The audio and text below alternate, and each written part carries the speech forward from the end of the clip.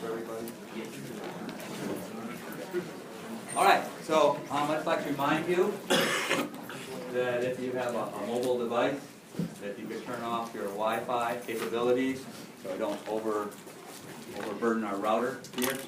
We use the Wi-Fi before online seminars, and so it would be helpful for those people who can't be here if you could switch Wi-Fi off on your mobile devices. Okay? I want to remind you that next week is, I believe, Spiritual Emphasis Week. So we do not have a science seminar next week. But in 2 weeks from today, on the 15th, we have a science seminar on the topic of the Red River by Gary Hansen from Louisiana State University. And Red River is a big river these days because we've had a lot of rain in this area recently, and so lots of interesting things to say about the Red River. But today, we're going to talk about something else. We're going to talk about animal models of the autism spectrum disorder. And it is our very great pleasure to have with us here today Dr. Brent from the University of Texas at Tyler. And he's going to share with you some things about autism and genetics. And he has an interesting story with respect to autism. He has a brother with autism, and so this is a very personal sort of thing to him, the research that he does on this topic. Brent's from Illinois. He has his Bachelor in Science and Biology from Illinois State University. He has a Master's in Biotechnology. Yes, not just biology, but biotechnology. Yes, from Illinois State University. And then he also has a PhD in Molecular, Cellular, Developmental Biology, and Genetics from where do you think? No, you're wrong. From the University of Minnesota. Okay. And so you've been at UT Tyler since what, 2009 or so? No, I've been there since, I've been there 2 years. Oh, only 2 years? Yeah. Okay. So there was a brief postdoc in there at UCLA. Okay. So, he's going to share with us, and hopefully if you are interested in this topic and stuff, you can join us for lunch. We'll be at the Joyce Room in the corner cafe down there. So if you have a lunch plan, you can use your card. If you're a commuter and you don't have a lunch plan, we can take care of that for you if you want to join us for lunch afterwards. But until then, let's give...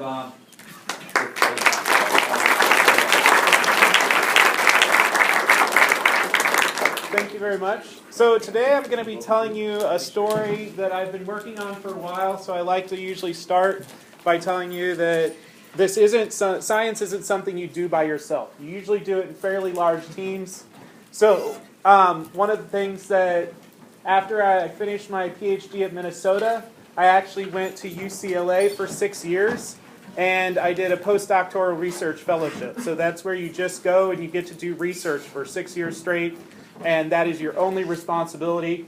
And so I was fortunate enough to do that in the lab of Dr. Daniel Geschwin. And the story I'm telling you about today is primarily from my work at UCLA, but we're continuing that work here. And it was also done in close collaboration with another professor, Dr. Xiaohong Chang. She's now still in California working in another research lab, and Dr. Adam Roberts, who's a professor out in California as well. Currently, I have a fairly nice-sized lab, mostly undergraduates working at UT Tyler, and we're working to follow this up. And I've been very fortunate to get funding to do this type of work. So what do I actually work on? So I work on a disorder called autism spectrum disorder, and the first thing that I need to tell you is it's not one specific disorder. So it's actually hundreds and hundreds of different disorders that are all clumped into one big thing. And the way it's defined, this was the original definition from 1943, is a children's inability to relate themselves in an ordinary way to people or situations from the beginning of life. And so this means that they have problems learning how to communicate with others, learn the social norms, and also have some fairly specific repetitive behaviors, and stereotypic interests, and some specific interests. Now, this is a graph that I really like to show when I give talks on autism.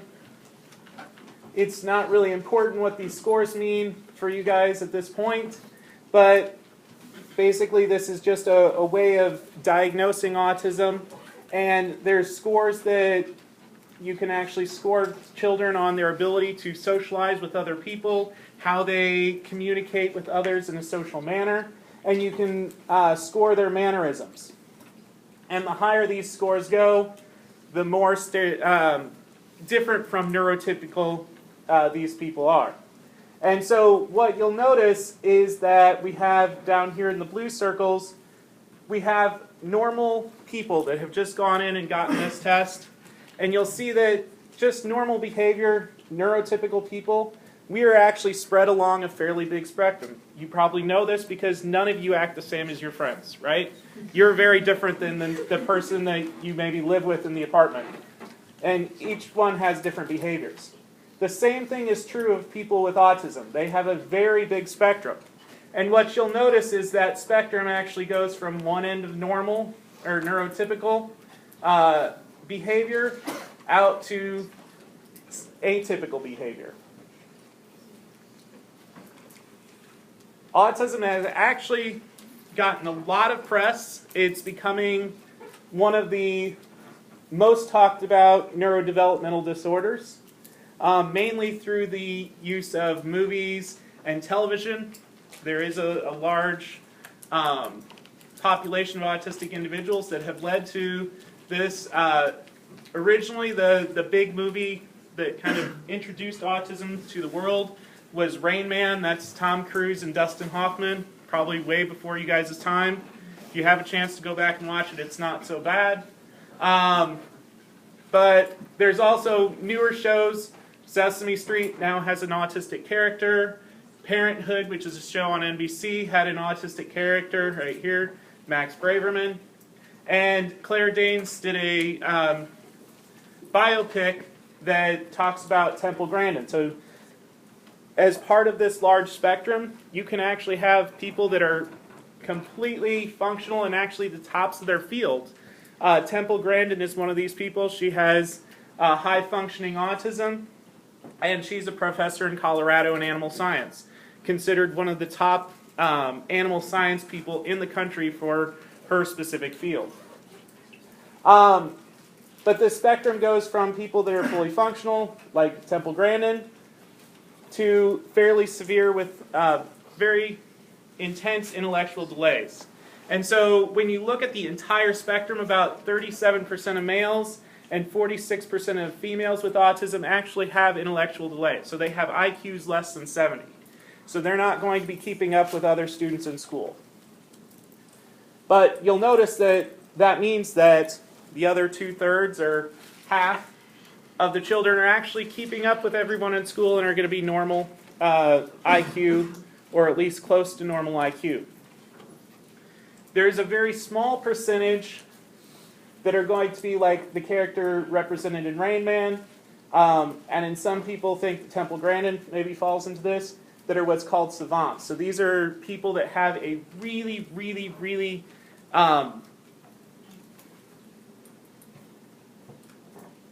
excellent part of their abilities that goes beyond what the neurotypical people can do. So in the case of Rain Man here, it was based on an actual person. He actually had a very strong intellect in numbers, and he could do math in his head that no neurotypical person could do.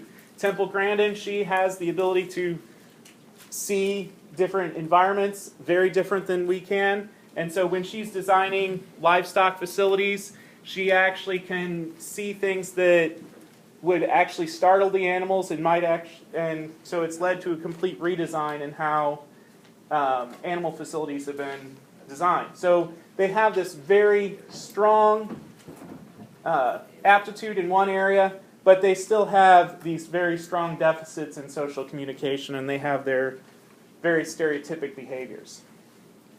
So when we actually look at what these people look like, if you go into the doctor and they are trying to do a diagnosis, they're going to be looking at a few different things.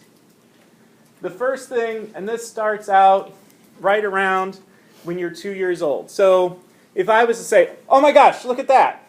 I'm guessing about 5 or 6 of you who were paying a lot of attention to me might have looked up and looked at that radiator to see what was interesting. That is joint attention. And that particular thing is something that as a baby, 2 years old, a year and a half, you actually innately do that. When your parent looks at a light and goes, you're going to look at that light because you're just innately able to go, that must be important. I should look at it and figure out what's important about that. In autism, there seems to be a problem with that innate ability to attend to things that your parents are trying to do. And so what this leads to is an inability to learn the social cues that normally we pick up every day. And so these particular communication skills, I'm sure many of you learned just kind of on the fly as you were going through high school, like asking someone out for a date, calling someone to come over and hang out. Those are things that you learn innately just by paying attention to others and hanging out with your friends. People with autism have a really difficult time with picking those up innately. And so they're going to have to be trained in those particular skills. They're going to have to get a very specific set of rules to learn that. There's a couple other things that are common. One is echolalia, so that is the tendency to repeat words. Some people with autism will actually fixate on a very specific topic and repeat that. I knew a child who was very interested in commercials, and he would get commercial taglines stuck in his head, and so at times in the middle of a conversation he would just start talking about Jergens lotion. It was kind of confusing, but for him it was just kind of like our ums. We often say when we're speaking. For him it was Jergens lotion is soft. Jergens lotion is soft. Jergens lotion is soft. So as you know, this is one of those stereotypic things. And often there's a lot of anxiety that goes along with these social communication situations. And so autistic people will often look like they're receding into their own world. They're going into themselves. They'll try to get away from the situation any way they can. So that's kind of on the social side. On the repetitive side, we've got things like hand flapping. These are often considered behaviors that are called stimming. It seems to help people figure out where they are in space. It seems to calm different people down. When they're young, there's often a tendency to like to spin different types of toys. They have very restricted interests, so they will be very interested in very specific things, and they will learn everything about that very specific thing. So my brother was very intensely interested in vacuums, not a typical thing that you might want to learn all about, but he learned where everyone in my family's vacuums were located in the house, and that was his thing. He just wanted to know where everyone kept their vacuum. Other people, trains, or even Disney movies. Now that one seems to be a lot more specific, but autistic people will actually go into a lot more detail than you might ever expect on that particular topic. So, as it was mentioned, I have a very specific reason why I study autism. My brother has autism, so I've always been very interested in what causes it. But I'm not the only researcher studying autism. There are hundreds and hundreds of researchers that are interested in this topic. And the reason we study it is because when we look at neurodevelopmental disorders, it's one of the most common neurodevelopmental disorders that is diagnosed right now. Certain studies have said that basically 1% of the population is born and given the diagnosis of autism spectrum disorder by the time they're 8 to 10 years old. There's more recent studies by the Center for Disease Control that says that that might be as high as 1 in 68. There was a study in South Korea that said it could be as high as 1 in 52 children are diagnosed with autism spectrum. And that is a huge number.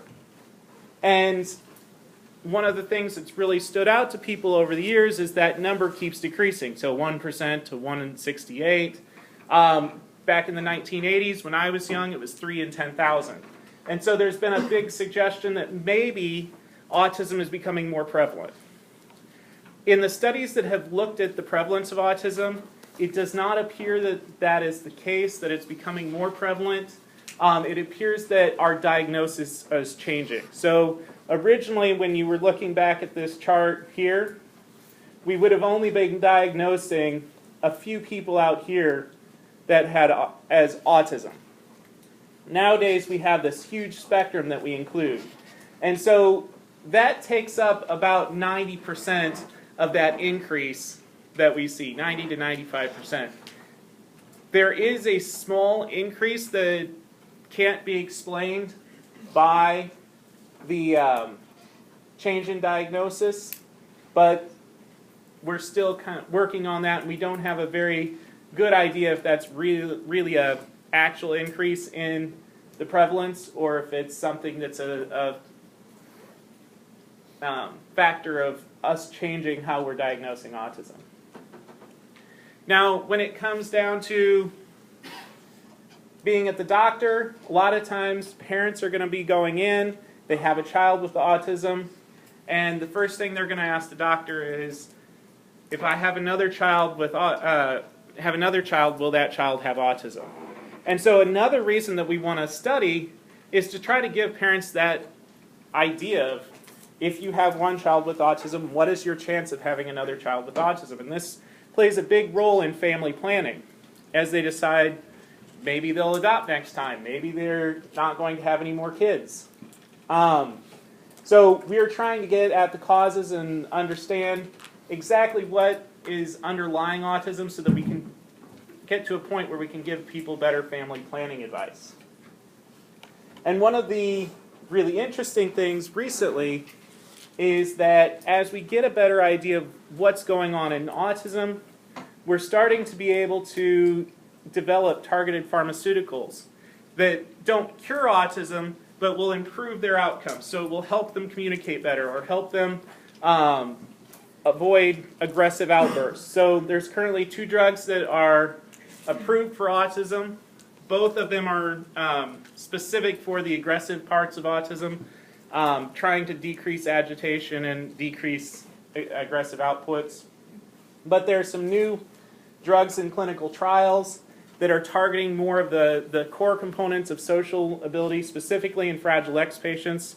Fragile X is one of the disorders that's covered in the autism spectrum, and we have a very specific molecular cause for that disorder.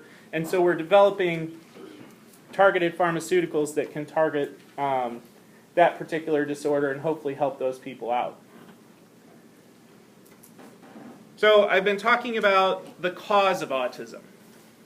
And so when we're thinking about this, we have quite a big undertaking because it's taken us a really long time to get at what the actual causes of autism are. We've known since about the early 1980s that there is a strong genetic component to this. So if we actually look at the heritability of things like that social component we talked about, just in normal families, the aptitude in social communication is about 90% heritable. And if we look at some of those other features that I talked about, it's very heritable within families. And also there was twin studies that came out that suggested that if you looked at identical twins and you looked at one twin that had autism, there was a greater than 70% chance that that other twin would have autism. That's highly suggestive of a genetic disorder. So we knew that genetics was involved. And luckily we're now to a point where we can start sequencing entire genomes of patients. And since that revolution has occurred, we've now looked in autistic patients and found over 700 genes that have been mutated in autistic patients. So we know that there's around 700 genes that are associated. That's a lot of different disorders if you think that each one of those genes could cause a different disorder. Now that's fairly similar to something like coronary heart disease. So there's been about 500 and some genes associated with coronary heart disease, and about 1,000 genes that have been associated with schizophrenia. So these diseases that are kind of showing up have just a huge number of genes associated with them, and we now have to start building models of how this might end up causing autism. One of the interesting things is some of these genes show up in autism, some of them show up in schizophrenia, some of them show up in bipolar disorder. And so what really leads to a mutation in a gene ending up with a patient that has autism versus what maybe schizophrenia? And so we have to develop these models over here. And so this is just a pictorial description of that.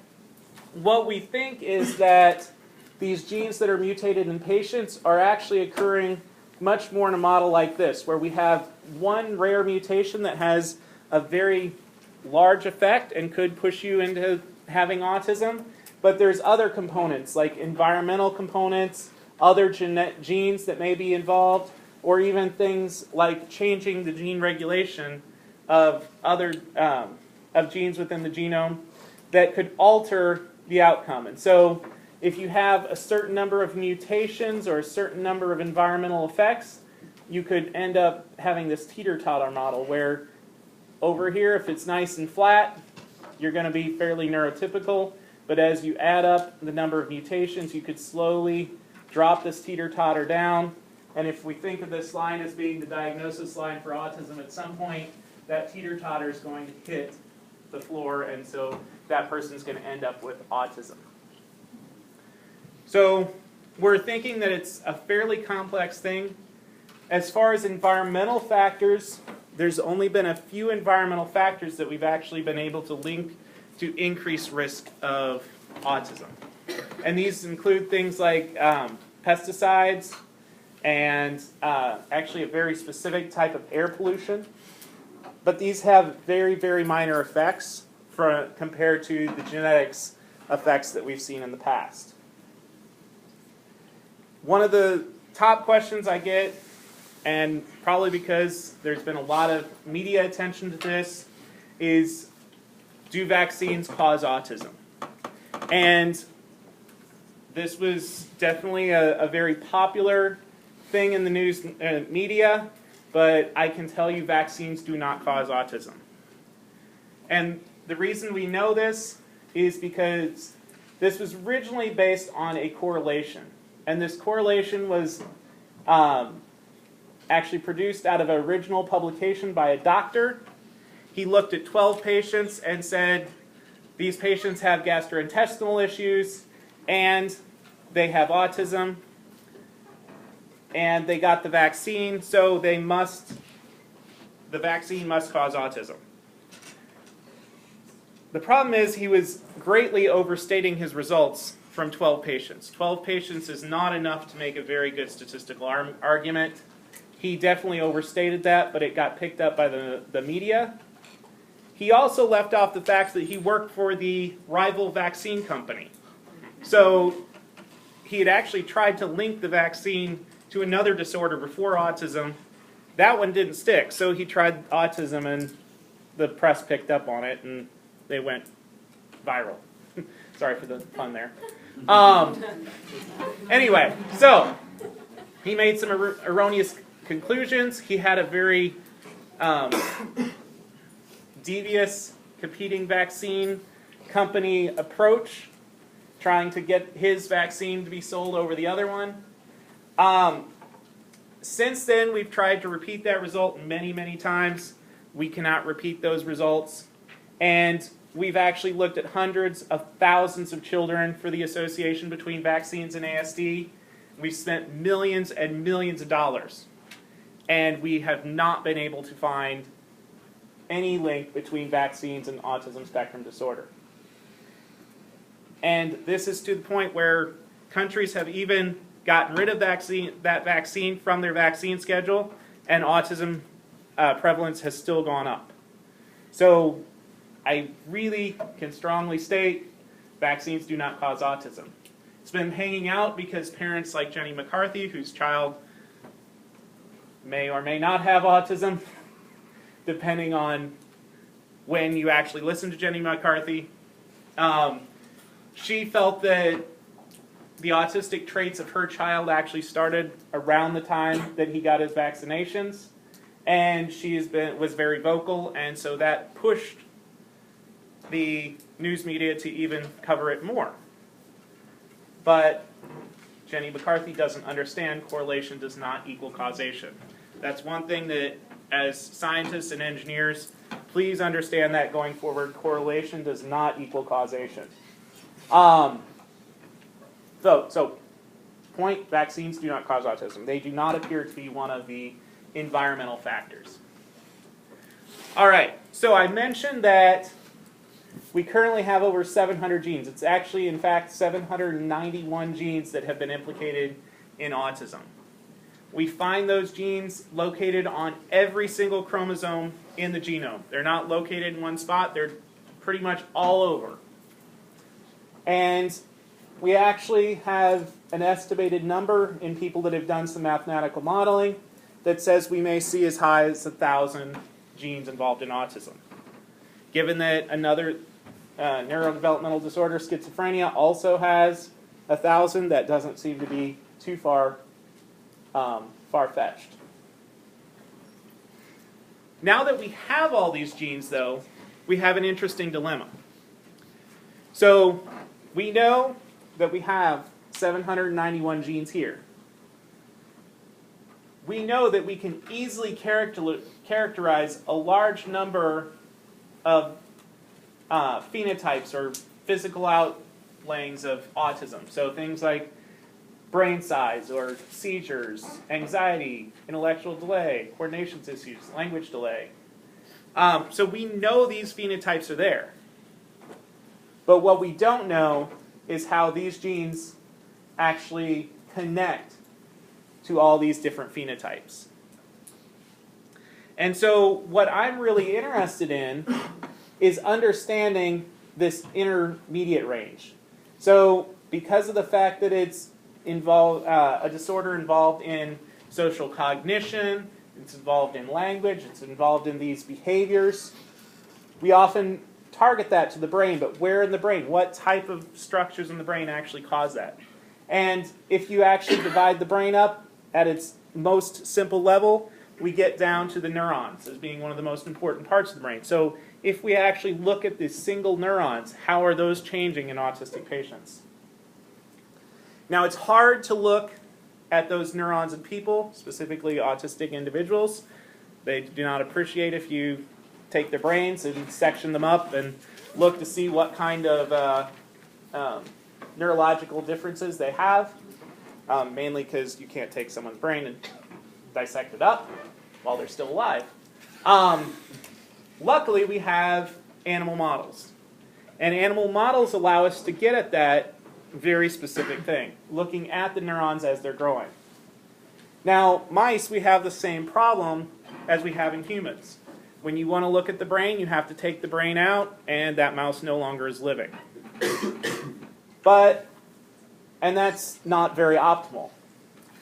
This is a small little zebrafish. It's a minnow found in Southeast Asia. The cool thing about zebrafish is that it spawns in the water and drops a bunch of embryos, which are completely transparent. And so we can sit there, and over the course of its development, which is fairly quickly, 5 days, we can watch its brain develop in real time under a microscope. And so this is a very popular model system to look at developmental processes because we do not have to kill the embryo. We can just watch it as it develops.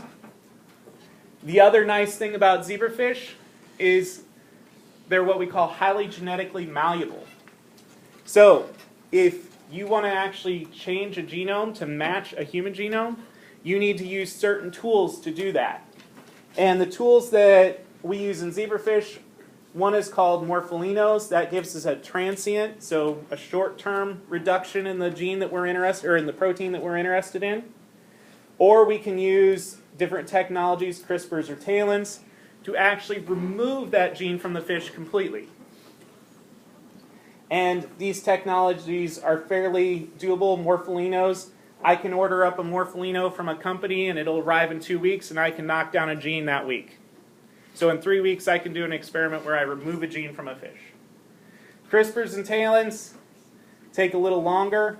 Usually it takes about 3 to 6 months, so I can completely remove the gene completely from fish. And they will no longer have that gene. And we can take those same genes that are in humans and look for the zebrafish version, and about 70% of human genes actually show up in the fish. And if you look in the brain, a lot of those genes are in the exact same location and the exact same type of neurons.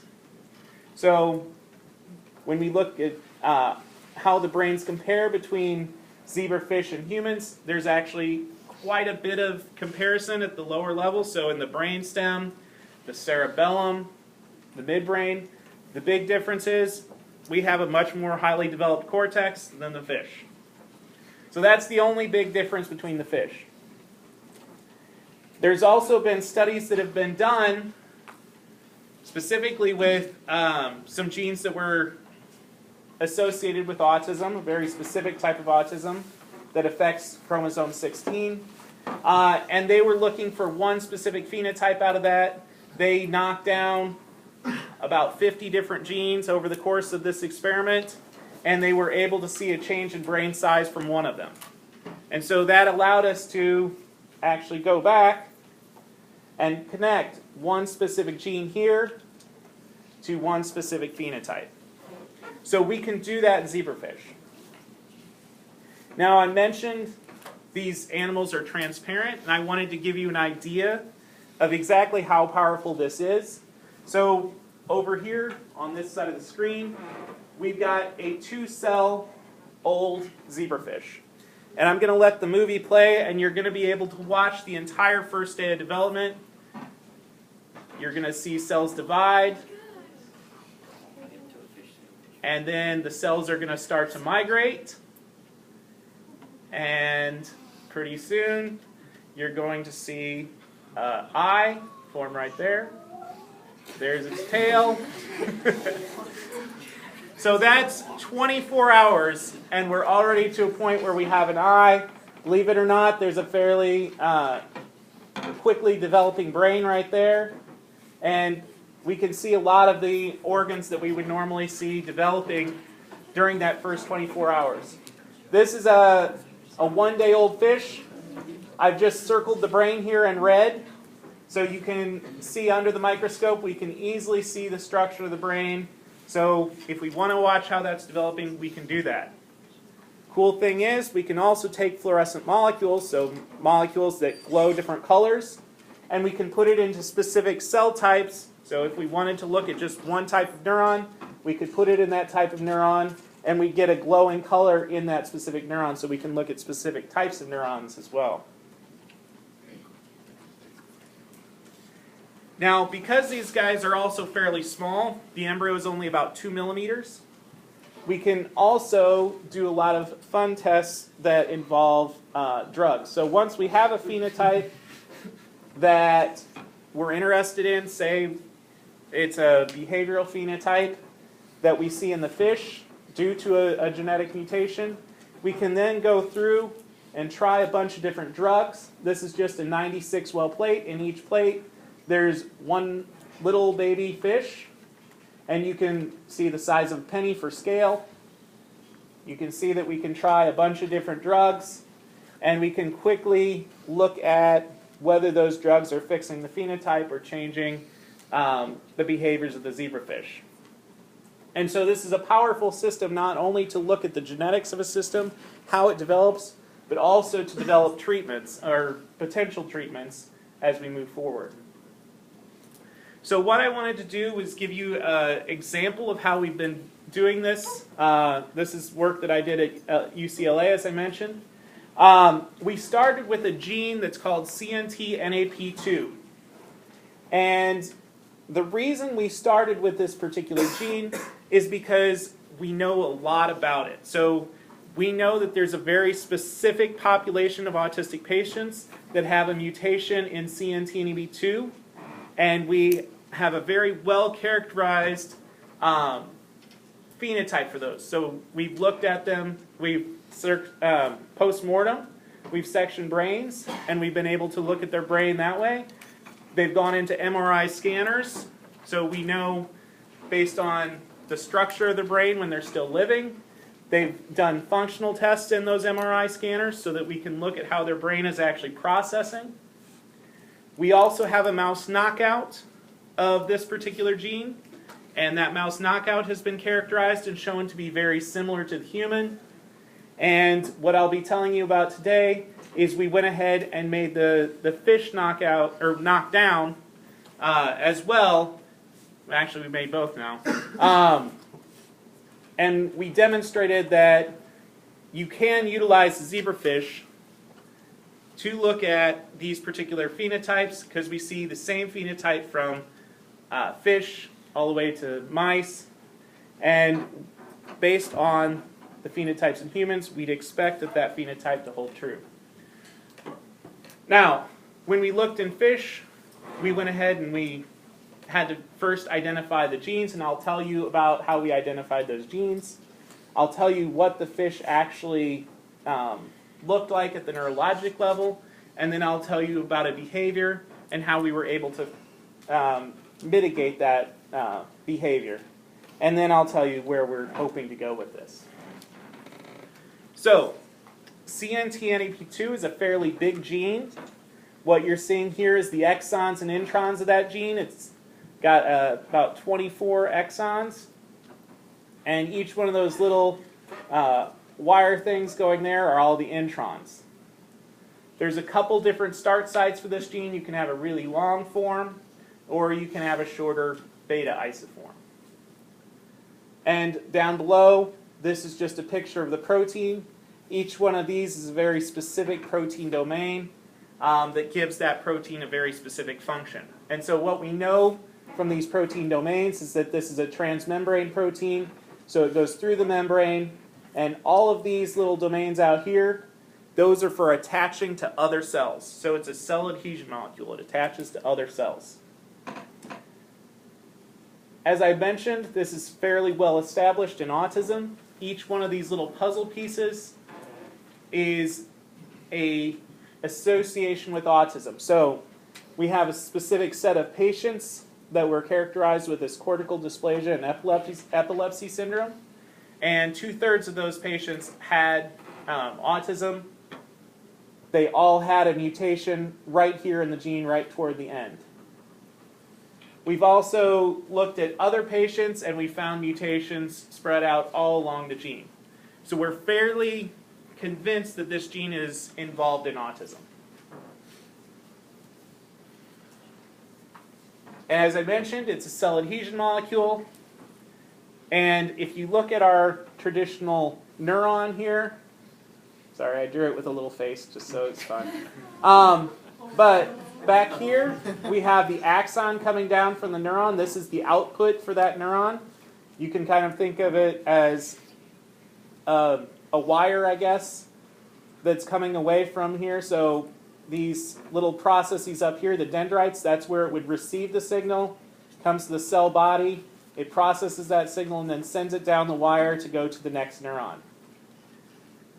Now, I know I have a lot of engineers in here, so you'll see there's gray bubbles around that. That's pretty much like insulation on that wire. It's called myelin. And it's a different cell type, but it allows this to actually speed up the signal that goes from this cell body all the way to the end. CNT-NAP2 actually holds that myelin to the neuron. So you can almost think of it as being something that's altering the insulation on the wire as it's going down. If we mutate this and get rid of it, then you wouldn't have that same attachment. We've looked in the mouse, and we know that we have some neurons that do not go into the right locations in these particular mice. That's exactly the same thing we see in postmortem tissues of humans. We see that these neurons end up in the wrong spot. We also see a change in the number of inhibitory neurons. So basically neurons, in the broadest sense, come in two flavors. Excitatory, which ramps up the system, increases the amount of neuron firing, or inhibitory, the ones that kind of dampen down the neuron firing in your brain. Your brain has a perfect balance of excitatory and inhibitory neurons. As you shift away from that balance, then you end up with different disorders like epilepsy or autism. And we see that the number of inhibitory neurons is actually reduced in the brain of these mice.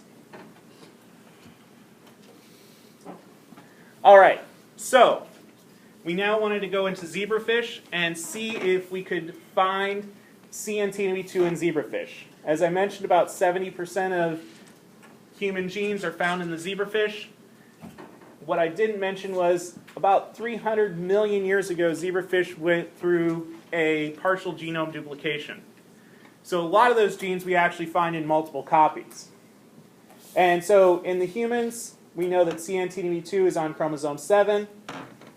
We can find a mouse version that's on chromosome 6. And we find zebrafish versions on chromosome 24 and chromosome 2. Now, what we've done since is we've actually looked at these two different versions, and we see that this version on chromosome 24 has a couple things to make it think that it's the most closely related to our human CNTB2. And so the reason we think that is because if we actually compare the amino acid sequence between this version on chromosome 24 and the human, it's about 70% identical in sequence. The version on chromosome 2 is only about 65% identical. I mentioned there's a long form and a short form. We can only find the long form, we can only find the long form of the version on chromosome 2. So there's something weird about this particular version that it's not producing the short form as well. From the one on chromosome 24, we get all the RNAs being produced that should be produced. So we think that this is going to be the functional homologue of CNTB2 in humans. Now, one of the last things that we like to do is we like to look to see if the chromosome order is maintained around these genes. And so if we look at the genes upstream and downstream of zebrafish CNTB2A, we see these 4 genes. Those are their names below. Just if you pay attention to the color, though, what you'll see is that the gene just upstream of CNTB2A is conserved in human and mouse, and we have the genes just downstream, here, here, and here, and here, here, and here. And so that chromosomal order seems to be maintained as well, and so that gives us an indication that these are probably linked evolutionarily going way, way back, and we think that that linkage is probably about 420 million years old. And that all vertebrate or bony vertebrates are going to have this order of genes in their on their chromosomes. Now I mentioned that we have some technologies that allow us to manipulate the zebrafish. The technology I'll be talking about today is called morpholinos. And morpholinos are essentially just little stretches of DNA, about 24 base pairs long.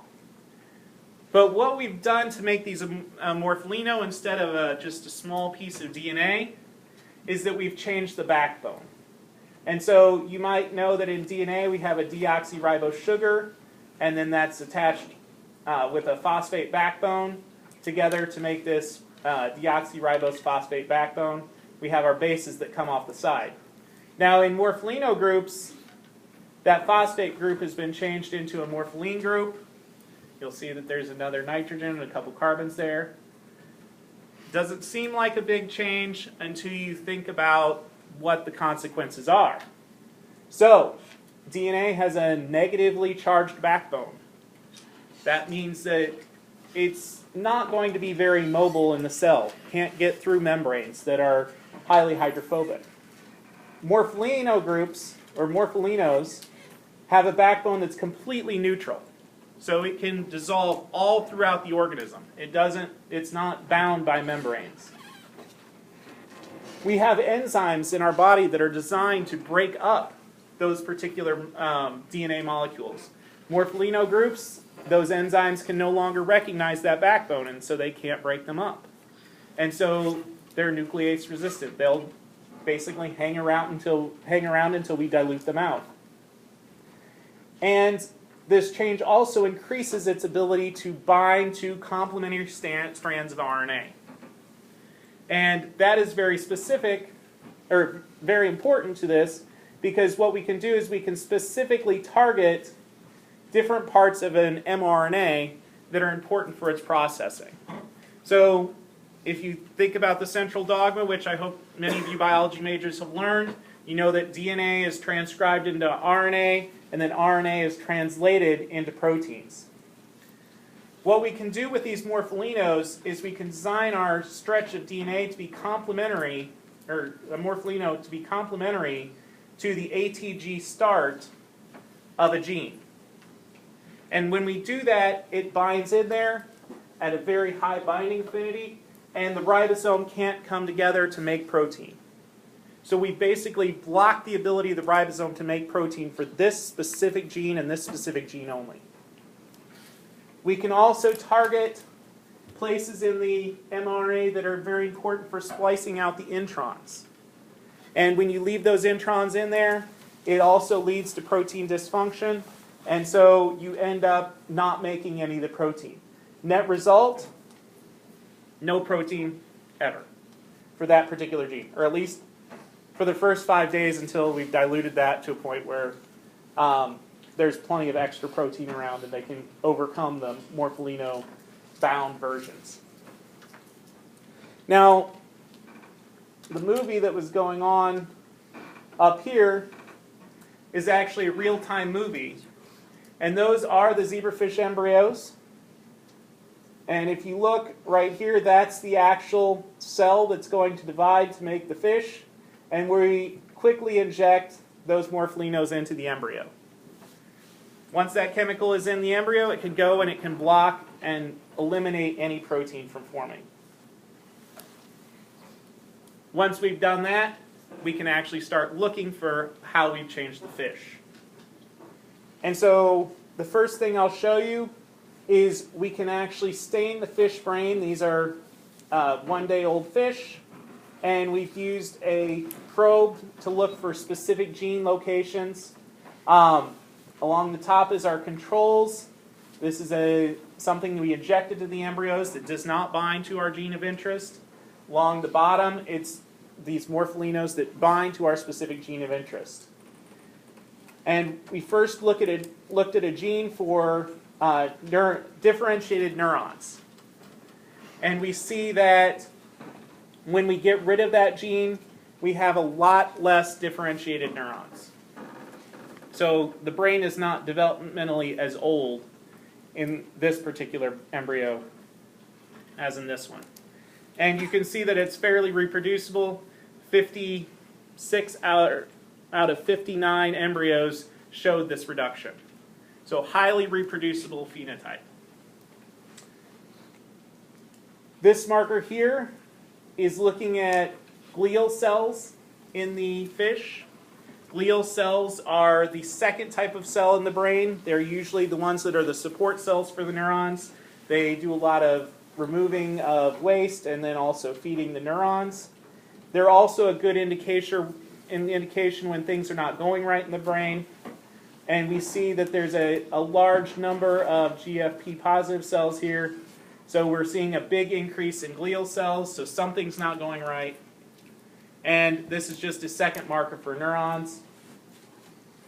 And in this case, we see Nestin is okay. Now, if we wanted to specifically look at that excitatory to inhibitory imbalance that I was telling you about, remember I said you have to have it perfectly equal to be neurotypical. We can actually look for specific genes that give us an idea of these would be excitatory neurons, and GABAergic and glycinergic neurons are inhibitory neurons. And so, again, we look at our control, and we see a slight reduction in the excitatory neurons, but we see a really massive disruption of the inhibitory GABAergic neurons, and not too much change in the glycinergic neurons. So we actually do have a very big change here, small change here. We just went ahead and looked at the ratio of excitatory to inhibitory, and if you look at the glycinergic to glutamatergic neuron ratio, it doesn't change very much. It's slightly higher.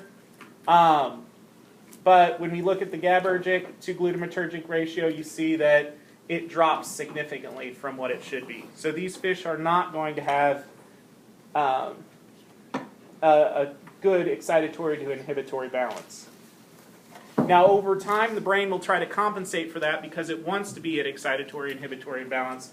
We think that that might be why this is slightly increased.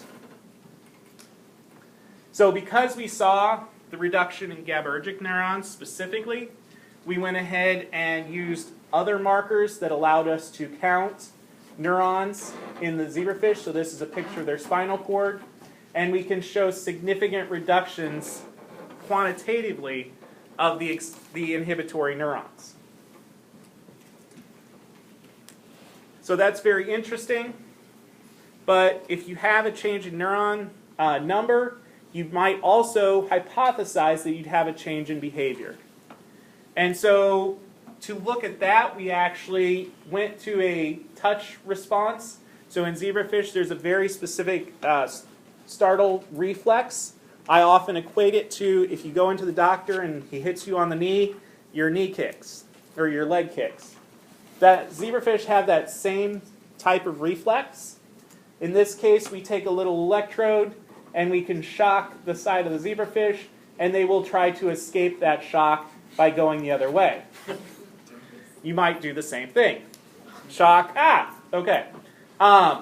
So our hypothesis was that we'd be able to see a difference here. This circuit is small enough that we actually know what each type of neuron causes the reflex to look like. So I'm just going to show you the movies, and hopefully you can do some data analysis for me. So what I want you to look at right here is this is the tail. You'll see that there's a little bit of agarose here. That's jello, basically holding the fish so it can't move. And here's the electrode coming down, touching the fish's head. And this is what happens normally. Oops. Let's try that one more time.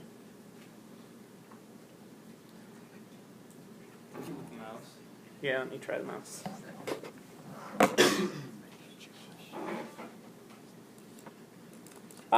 QuickTime is not available. All right. Well, that's not good. Yeah, Brent, we're going to wrap up here. Yeah. Oh, this is the last couple slides. Okay. Well, anyway, what you would have seen is basically a flick. It takes less than 0.5 seconds for the zebrafish to respond. If you would have shocked the morphant, he goes on for about 1.5 seconds to 2 seconds. And we can actually go ahead and quantify that. You can see that he's knocked out. We can show that specific to the gene because we can overexpress that gene in the fish, even though we're knocking down the endogenous copy, and we can rescue that phenotype. So it's very specific to removal of that gene. And so this is where we get into now being able to look at the drugs. So this is a GABAergic synapse. We have a GABAergic neuron. Here's the receptor for the next neuron. There's a number of drugs. Muscimol can bind directly here and turn on. Gabazine binds here and shuts off. Ganazolone is going to increase the sensitivity. And we can see that when we use these drugs, it actually fixes the behavior. So we found a drug that can actually fix the GABAergic deficit. So we've concluded here that CNTB2 alters GABAergic neurons. It alters the escape response specific to the GABAergic functionality. We have a positivity allosteric modulator. That's one thing I just skipped over, but it basically is something like that will allow the endogenous behavior to function. It's a drug that could be used in people. And so we also have other mouse models of ASG genes that are suggesting this GABAergic system is critical and seems to be involved in autism. So this could suggest that multiple types of autism might be able to be treated with our drugs. And so we're hoping to find the mechanism and look at the mouse behavior in the future. At my lab over at UT Tyler, we're going to be doing some more knockouts of different genes using different technologies, and we're also going to start looking for that gene-environment interaction. So thank you for your attention. I'll just leave that if you are a biology major and you're thinking about continuing on for a master's, feel free to contact us. We are looking for students for fall of 2017, so thank you for your attention.